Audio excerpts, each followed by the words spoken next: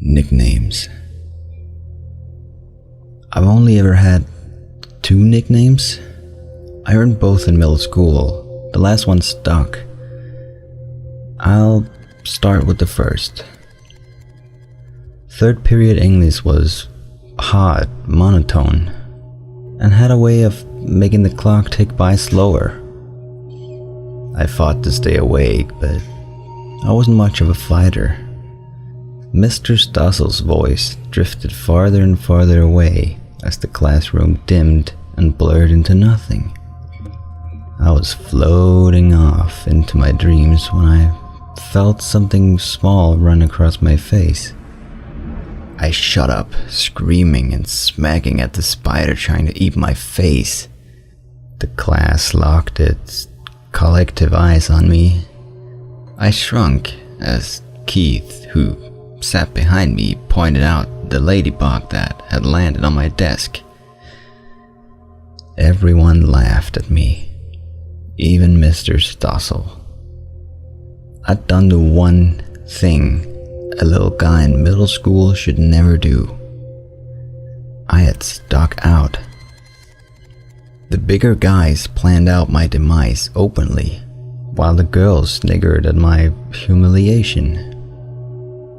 It came shortly. I was dubbed Lily, a girl's name, and Lily livered. Fun.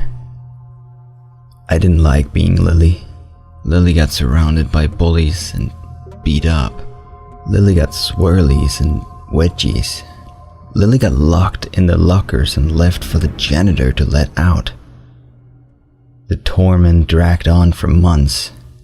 Bullies made a stop at me during the rounds. I was a joke, and I paid for it. I went from being nobody to wishing like hell I was still nobody. To say I was distraught is like saying that space is vast. You can see it, but you can't really fathom it from the outside because it's too big. Kids are monsters, and they like to grind down other kids whenever they can. I was too easy of a target. I considered all types of scenarios and fantasized all the ways to get out from under it. They made sure that I would never get past it. I was literally at the point of fruitlessly begging my parents to move and considering running away from home if not. That's when I got approached by the football jocks. By that, I mean I was hiding in one of the back halls eating lunch when Anthony, the linebacker the size of a teacher, yanked me up and carried me to the football jocks' table like a sack of potatoes. I was placed down in front of the table and the ringleader Mark started talking. Think of the stereotype and apply it directly when it comes to Mark. So, Lily, we've been talking and we thought up a game. He took a moment to let the dominance hang in the air the way all douches do. If you meet up with us at Ashby's and make it to the attic, we will clear your name for you.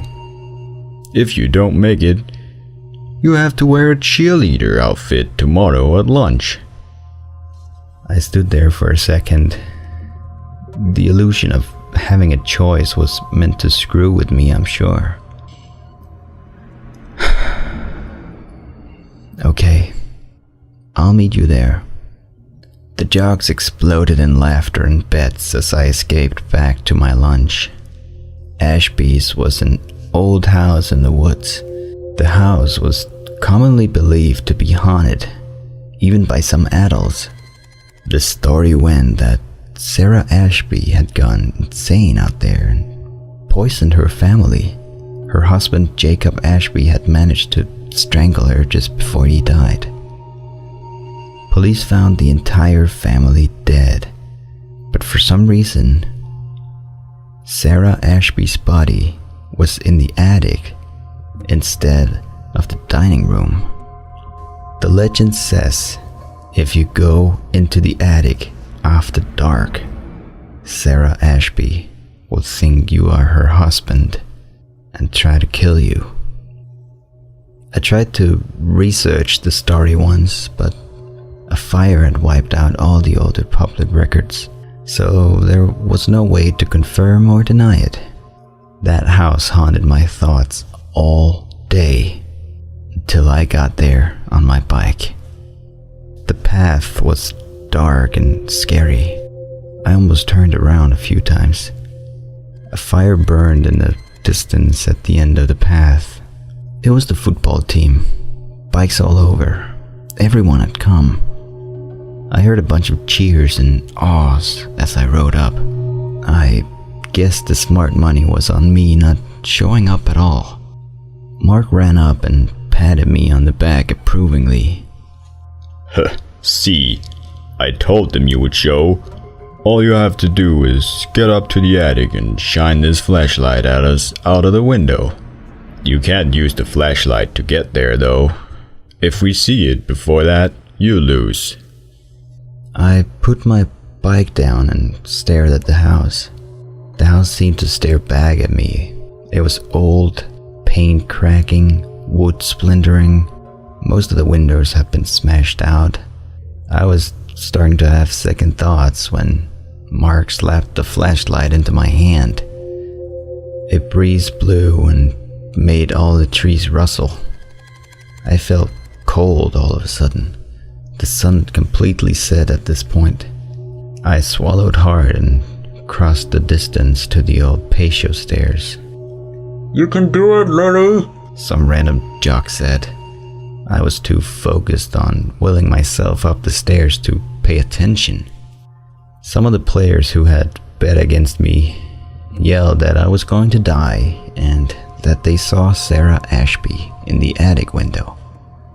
I made it up each creaky step and into the hole where a front door should have been. It was visible in the hallway, but the doorway at the end was pitch black. Same with the doorways on the sides. I fumbled to get the flashlight out, but stopped before I turned it on. Everything seemed too quiet. Even the yelling from the football team was somehow muted. I heard a groan from the house and I froze. The house swayed a little in the breeze, so I figured that was the cause of the noise.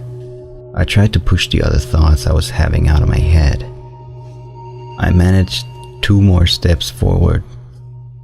A floorboard in the darkness creaked. I couldn't handle it. They were right. I was a coward. Another random pop from the house had me push the button on the flashlight. I aimed it at the door and took a step back. Nothing. No light. The bastards have given me a dead flashlight, so I couldn't possibly win. And I had been so desperate. I played along. I took a deep breath in and ran for my bike, throwing the flashlight at Mark as hard as I could when I ran by. My trusty bike went upright easily and caught me as I jumped into motion. I heard the entire football team yelling to catch me. The trees just whipped by as I rode like my life depended on it, because to me it did. The voices chasing me got further behind me slowly. I hit the road and turned towards my house.